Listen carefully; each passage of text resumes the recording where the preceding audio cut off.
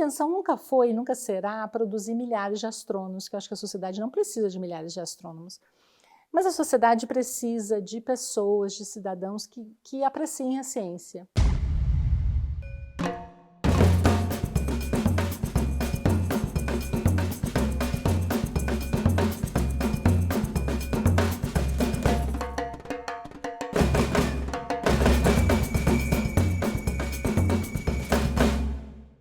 Olá, o Canal Brasil e a revista Problemas Brasileiros mais uma vez está aqui na Brasa Eurolids, esse evento anual que esse ano, 2023, acontece aqui em Lisboa. Comigo, Duília de Mello. Duília, muito obrigado por estar aqui conosco.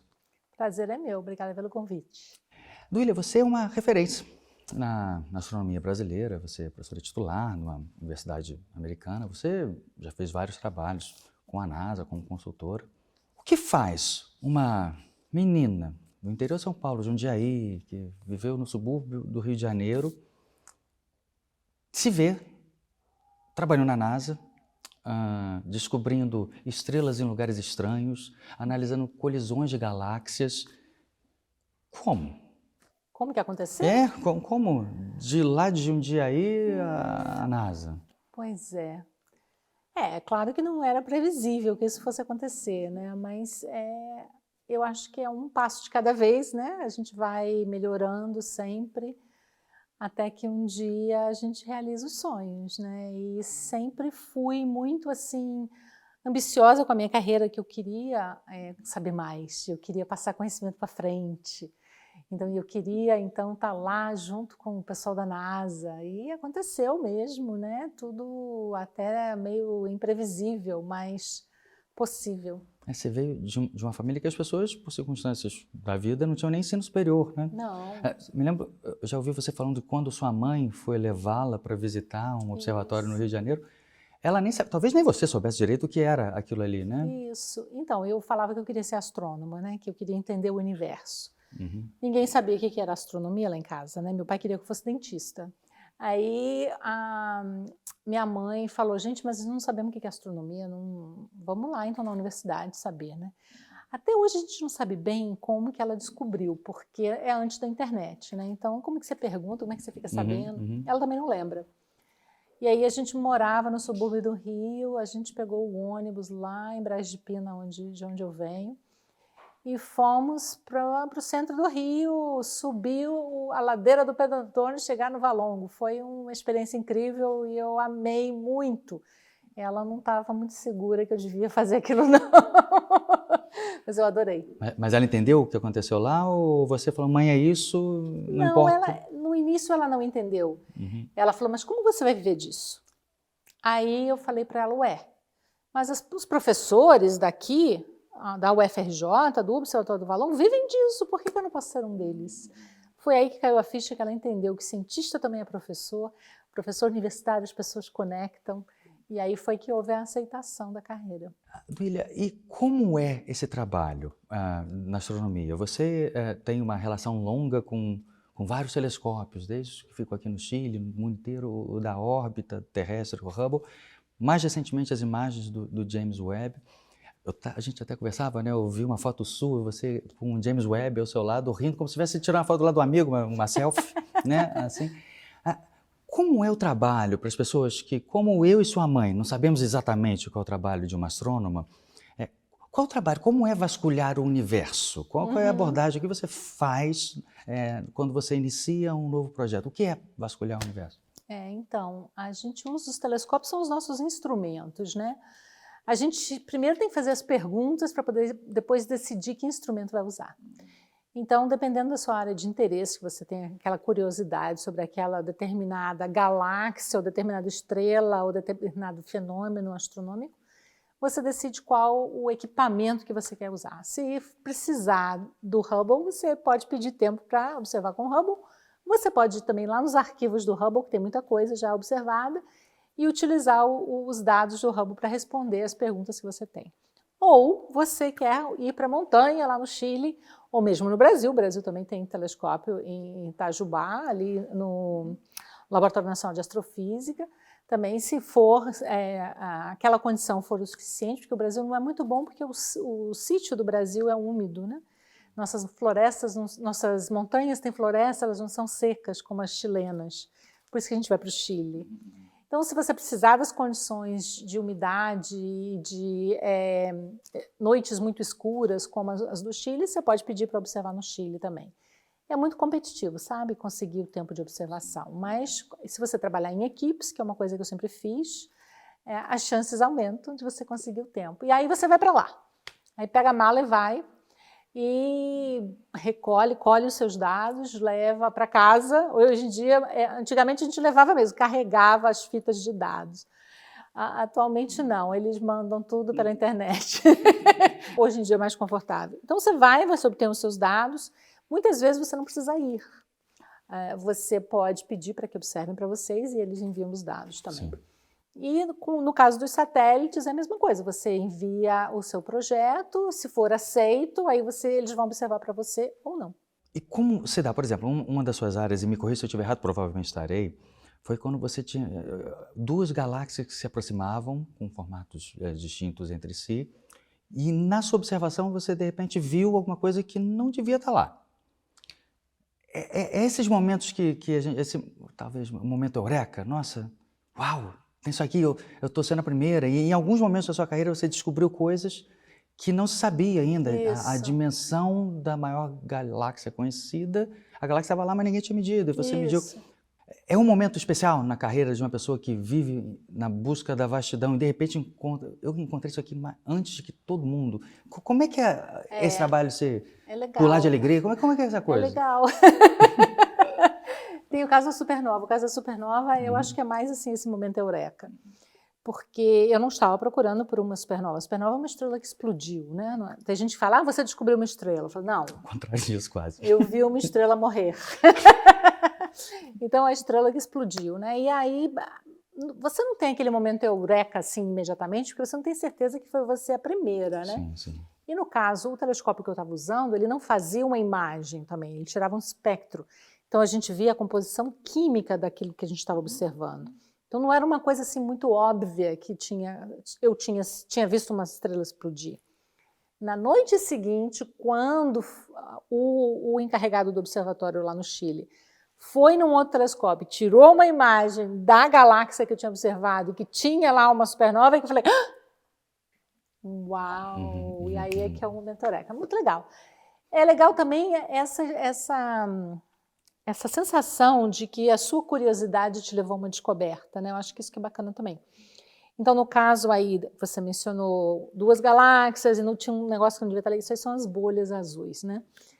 E as bolhas azuis, a gente tinha uma suspeita de que ia achar alguma coisa, né? Mas não tinha visto ainda. Então, quando a gente usa um satélite da NASA que fazia só imagem ultravioleta, a gente vê umas bolinhas azuis. E aí a gente começa a pensar, o que é isso? O que é isso, né? E aí as primeiras bolhas azuis, eu usei arquivos do Hubble, naquela região onde tinha as bolhas azuis, e vi que eram orfanatos de estrelas. Por que a gente chama de orfanato, né? É triste, né? Mas é porque elas estão ali solitárias do lado de fora das galáxias e não dentro das galáxias onde as estrelas nascem, né? Então foi bonito também. E o bonito desse projeto, eu gosto muito do Bolhas Azuis, porque ele é um projeto que tem começo, meio, não sei se tem fim, mas tem assim uma fase de que ele está diminuindo. A gente descobriu centenas de bolhas azuis depois. Então tem toda uma história aí com estudante de doutorado, que a gente escreveu muitos artigos. E o caso da galáxia, a maior galáxia, também gosto dessa história, porque eu acho que mostra como que é legal você supervisionar um estudante. Então eu tinha um estudante, o nome dele é Rafael. Eu tinha recrutado o Rafael lá do Ceará. O Rafael estava fazendo doutorado lá comigo, lá nos Estados Unidos. E eu não era a supervisora exata dele, ele tinha um supervisor na NASA. Mas nós tínhamos um projeto junto, que esse supervisor dele era meu colaborador também. E aí eu tinha esse objeto que eu gostava, mas essa galáxia é uma galáxia muito interessante, porque ela é meio distorcida, né? E eu estava nessa fase de gostar muito de usar esse satélite ultravioleta, por causa das bolhas azuis, né? Então eu ensinei para o Rafael como é que fazia para colocar todas as imagens tiradas dessa galáxia juntos. Entendeu? Então você tem que... E é difícil de fazer. E ele fez muito bem. E aí quando ele fez, a gente olhou assim, nossa, grande, né? Eu falei para ele, Rafael, mede isso aí.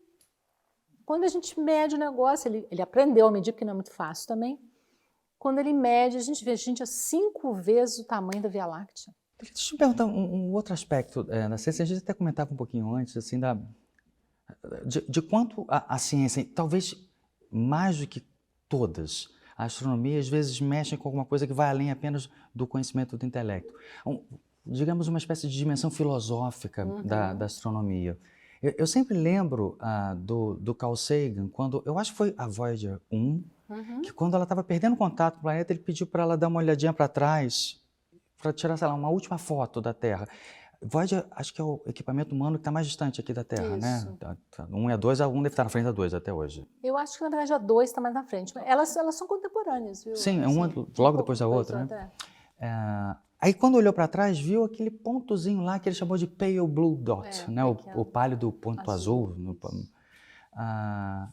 E ele fez um dos textos, a minha área é filosofia política, não sei o quê, mas foi um dos textos sobre a condição humana mais bonitos que eu já li. E era um astrônomo falando da Terra vista de longe. Tem essa dimensão muda a tua perspectiva da experiência humana ou da própria existência no planeta Terra, você ocupar a sua mente e observar frequentemente a vastidão do espaço? Olha, eu acho que sim, eu acho que, pelo menos para mim, né, eu acho que é uma experiência pessoal isso, né? O fato, acho que a área de trabalho que mais me lembra da nossa pequenez é as imagens das profundezas do universo, né? Que você deixa o Hubble observando muitos e muitos dias consecutivos, depois soma toda a luz, né? E aí você vê milhares de galáxias, né? Então você vê pontinhos e pontinhos. Hoje o James Webb está lá vendo esses pontinhos também, né? E aí você vê, né, como nós somos mesmo insignificantes dentro do universo todo, né? Eu acho que isso que é o bacana. Eu lido bem com isso, mas não é todo mundo que lida bem. Eu acho que os que não lidam bem ignoram isso, porque é difícil mesmo de você perceber, né, o quão pequeno nós somos dentro de um universo tão vasto, né? E também de saber o privilégio que é de estarmos aqui, termos essa consciência, né, esse conhecimento, uma coisa incrível, né, que a gente tem, que a gente conseguiu obter esse conhecimento. Como que a gente... Fazer ciência é mó barato, né?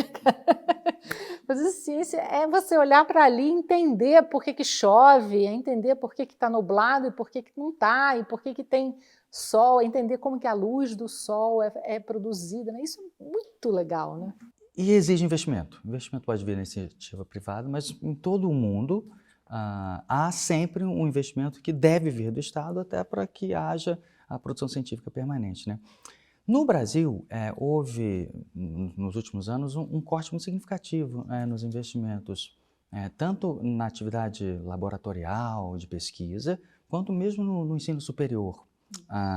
Talvez tanto quanto isso, até uma espécie de tentativa de normalização de um discurso que dizia que na universidade se fazia balbúrdia, né? Que não havia...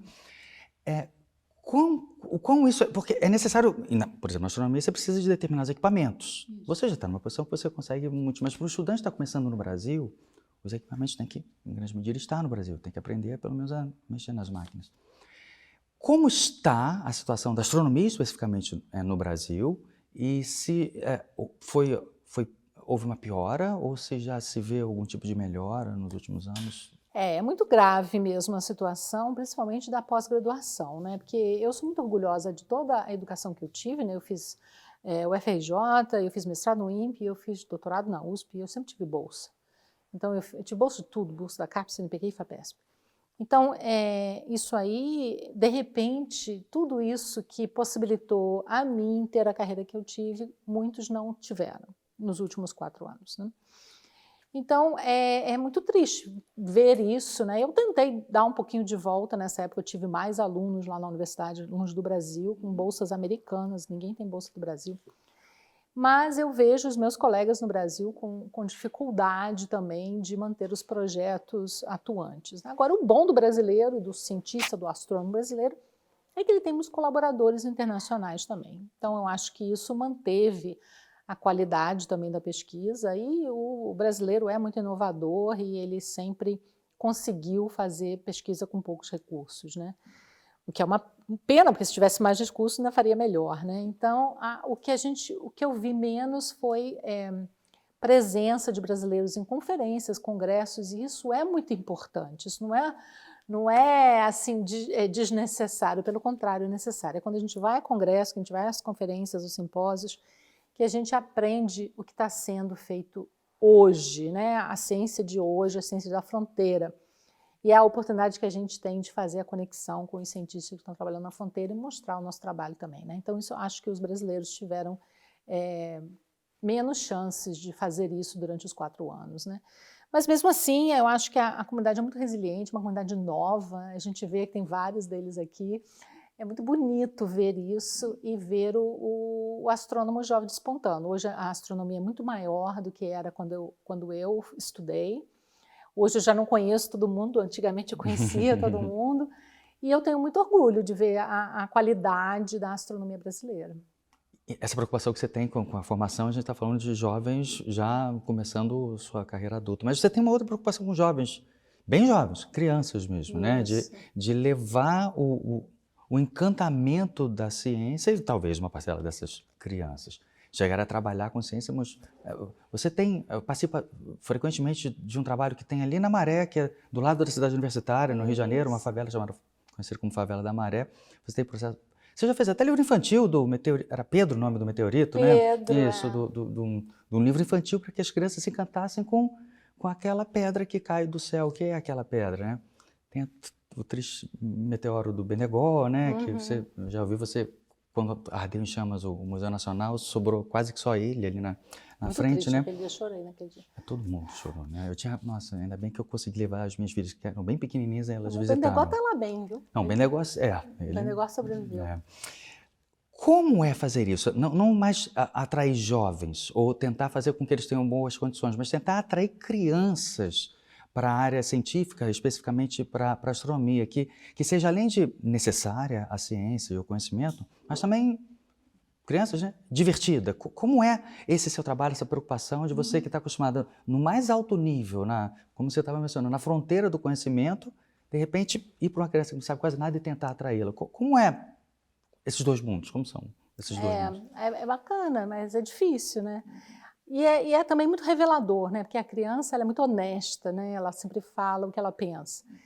E quando eu vou, por exemplo, na Rede da Maré, que é uma ONG que tem na Favela da Maré, que sempre me recebe, é sempre assim, nossa, eu me sinto assim voltando à minha infância também, né?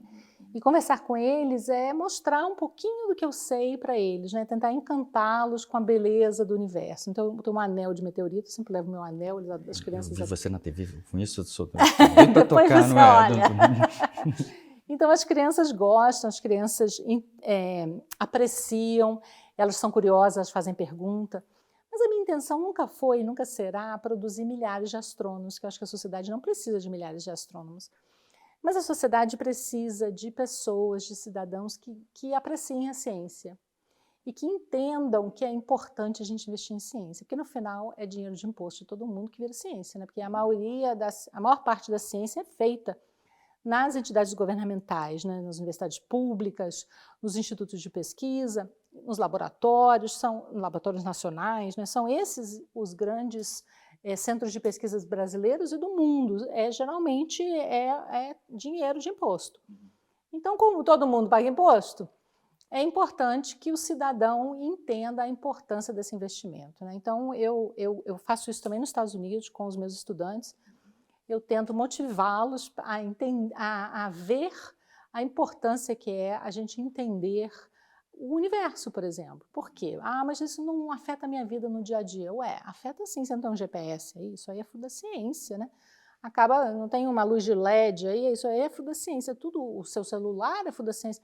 Então, todo esse avanço tecnológico que nós demos nos últimos 3.000 anos é tudo fruto da ciência, é tudo fruto do conhecimento humano, né?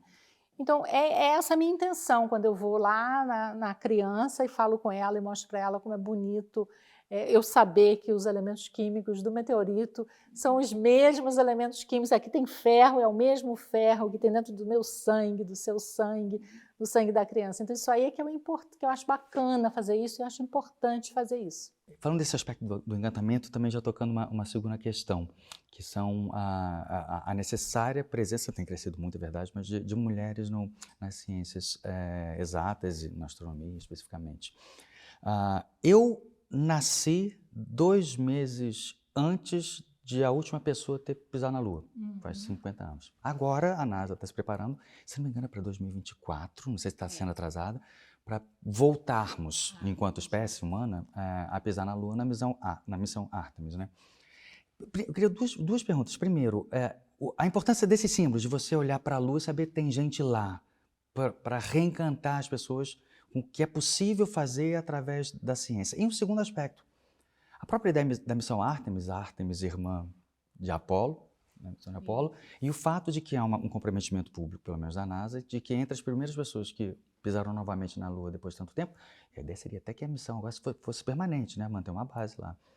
Mulheres e pessoas negras. Isso. Então, a importância tanto do encantamento quanto do símbolo de mulheres, pessoas negras estarem agora, depois de 50 anos, com a humanidade voltando a tocar na Lua. Qual a importância disso? É muito importante. Acho que é mais importante do que as pessoas pensam, inclusive, né? Eu sou mais velha que você. E eu deveria lembrar do pouso na Lua, porque em 1972, que foi a última vez, eu já tinha 8 anos. Então eu deveria lembrar. Não lembro de nada. Mas você lembraria de 69, né? Com 5 não dá para lembrar direito. Quando pisou pela primeira vez. Mas depois, né, pousaram 6 vezes. Mas, pelo amor de Deus, não vai lembrar, sim, né? Não lembro de nada. Em 1970 eu tinha 6 anos, em 1972 eu tinha 8, já devia lembrar. Eu lembro de coisas, eu lembro da Copa do Mundo de 70, né? Então eu devia lembrar, não lembro de nada. Será que eu não lembro porque não era uma mulher? Não sei. Não sei, nunca vou ficar sabendo.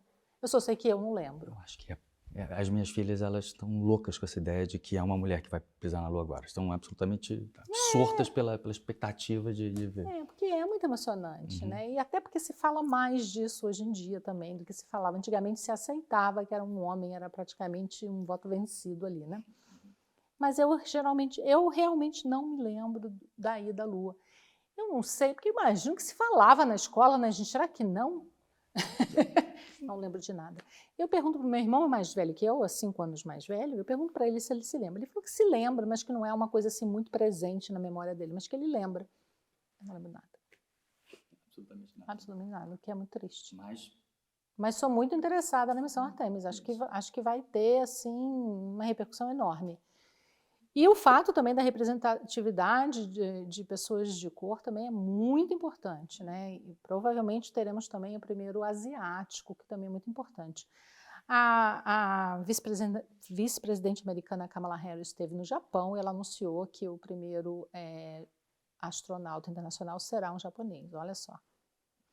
Então isso aí é marcante demais, né? Isso aí vai além da nossa capacidade de entendimento do quão importante isso é, né? Eu estou muito emocionada, só que eu acho que não vai ser em 2024, não. Vai ter uma adiada. Atrasado. A gente não tem ainda o foguete lá, o negócio que vai pousar mesmo, a gente não tem. Mas está fazendo, né? Nessa década ainda, talvez. Acho que sim. Você há muito tempo faz um trabalho de divulgação científica, né? E identificou, portanto, a importância disso, né? Eu ouvi recentemente você falar em algum lugar, não me lembro onde, que na verdade você, apesar de estar fazendo há muito tempo, ter essa preocupação de crianças a colunas em revistas de divulgação científica, você tem dito que tem feito mais isso mais recentemente, devido à percepção, que acho que é óbvio para quem quiser ver, né, do aumento da intensidade no movimento anti-ciência mesmo, né? Eu sei, óbvio, que a culpa do negacionismo é das pessoas negacionistas, óbvio que sim. Mas, e uma pergunta de certa maneira provocativa, será que talvez a academia tenha perdido ou não aproveitado a chance de tentar usar ferramentas para atingir um público não especializado também? Ou seja, se as pessoas foram convencidas pelo discurso negacionista, talvez se elas tivessem ouvido de maneira mais clara, os conceitos são complexos, é dificílimo fazer divulgação científica e traduzir em palavras simples conceitos muito complexos. O que não quer dizer que não deva ser feito, né? Sim. Isso. Então, como você vê a importância, que eu sei que você faz há muito tempo, mas generalizada, de um processo em tempos de pensamento anticientífico, que a academia, que os acadêmicos, as acadêmicas dediquem um tempo para fazer isso também, divulgação científica, ou seja, fala para fora do laboratório, para fora da sala de aula. Pois é, eu vou responder em duas partes. Então, a primeira parte é realmente, eu acho que o cientista deveria fazer mais divulgação científica, porém requer um certo talento para fazer divulgação científica, nem todos têm. Então, e nem todos conseguem fazer, então, de uma forma, digamos, bem feita, né? Que tenha um impacto com o público. Então, é preciso um certo investimento, até das universidades, dos laboratórios, que ajudem o cientista nisso, né? Tem gente que tem o talento, vamos investir em quem tem o talento, vamos trazer jornalista para trabalhar junto com o cientista, com a cientista, para divulgar aquele trabalho importante que está sendo feito ali dentro, né? Então, acho que isso aí é importantíssimo, todo mundo deveria entender que isso não é perda de tempo, pelo contrário, isso aí depois você vai ganhar lá na frente, né? Então, isso aí acho fundamental. Eu espero que a pandemia tenha sido um bom exemplo do negacionismo contra a ciência, e o negócio do movimento da Terra plana, que é uma coisa, ai meu Deus. Então, então eu acho que esse é a primeira resposta. A segunda resposta que eu acho é a educação. Eu acho que existe uma falha educacional que a gente não estava percebendo o que estava acontecendo, ou se percebeu, não agiu, né? O nosso estudante, ele não tem um pensamento crítico, ele não tem um embasamento suficiente para provar que a Terra não é plana. Então, se você vai na rua e fala para o cara, me prova que a Terra não é plana, ele não sabe. Então, ele é facilmente convencido de que a Terra é plana. E isso não é só para a Terra plana, né? Porque parece até brincadeira esse negócio da Terra plana, mas não é, né? Mas parece. Mas isso serve para tudo. Isso serve, por exemplo, para o movimento antivacina. A gente consegue provar facilmente o poder da vacina e o quão bom para a humanidade nós estamos onde nós estamos hoje por causa das vacinas, por causa de uma coisa que chama penicilina, né? Nós sabemos isso. Então, o fato da educação não trazer isso para a escola, né, que o estudante não saber isso, é que causa esse movimento anti-ciência, né? Então, eu fico preocupada, porque eu achava que na escola a gente estava aprendendo o mínimo necessário para entender a força da gravidade, né? Para entender umas coisinhas basiquinhas, que faz a gente fazer o pensamento ali de método científico e entender que a Terra não é plana, né? Então, é isso que me preocupa muito. Eu acho que a gente vai ter que voltar lá na escolinha, ver os currículos e montar currículos para as pessoas, para as crianças desenvolver esse senso crítico para poder não cair nessas ciladas aí no futuro. Deixa eu aproveitar a sua presença aqui, nas mais respeitadas e admiradas astrônomas brasileiras. Eu queria fazer uma ou duas perguntas sobre que geram muita curiosidade e uma compreensão muito pequena. Por exemplo, muita gente já ouviu que o universo está, como dizem as pessoas aqui, está a expandir-se. Acelerando. E de maneira acelerada, cada vez mais Isso. rápido também, né? E uma dúvida muito frequente que eu vejo é, se o universo está aumentando, ele está comendo o quê, né? O que Expande tem para onde? o limiar dele faz o quê? E também tem uma outra coisa curiosa. Eu acho que a maioria das pessoas, isso me ocorreu há pouco tempo, acreditam que o universo é uma espécie de esfera, né? Que se teve uma explosão no meio, ele está crescendo. E não, né? Ele é plano. Ele parece uma batata o universo frita. É plano. Isso. Para onde o universo expande e por que ele tem esse formato que não é aquele que talvez muitas pessoas imaginem? Pois é. Então, o universo, as pessoas não entendem que quando o universo, digamos assim, nasce, né? O tempo também nasce. Então, não tem o antes do universo, né? Porque aí a pessoa começa a pensar, né? Tem o antes, tem fronteiras, né? Começa a imaginar exatamente coisas que a gente vê no nosso dia a dia, né? Mas não é assim. Então, tem que se abstrair um pouco para poder tentar entender. Então, o universo é basicamente plano e a partir do momento que ele vai se expandindo, ele vai criando o espaço, né? Então, não tem o outro lado, não tem fronteira. Por isso que as pessoas não conseguem entender. Como não tem fronteira? Está expandindo para algum lugar. Não, ele está criando o espaço à medida que ele expande. Então, a outra coisa que a pessoa também não consegue entender é que nós estamos lá no meio, então para todo ponto que a gente olha é equidistante praticamente, né? E todos estão se afastando de nós ao mesmo tempo. E quanto mais a gente olha para mais longe, mais rápido é a expansão. E ainda é acelerada o negócio. Então é mais ou menos como se a gente tivesse... Sabe quando a gente está no aeroporto e tem aquelas escadas... Não é uma escada rolante, mas é uma esteira rolante? Sim. Agora imagina que você está na esteira rolante, mas você não se move. A esteira rolante se move. A esteira rolante é o universo. É isso. E essa pergunta, você tocou no ponto que talvez seja um dos que você mais recebe perguntas.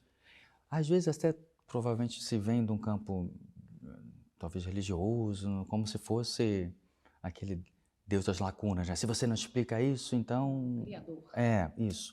É a ideia do antes. O que é uma pergunta que você deve ter... A pergunta que talvez você tenha mais, depois fala, sou astrônomo, alguém? Tá. E o que aconteceu? O que havia antes do universo? Aparentemente o segredo está exatamente no conceito de antes, né? Então, o que veio antes? Pois não tinha universo? antes, né? Porque o relógio começa ali no começo, então não tem antes.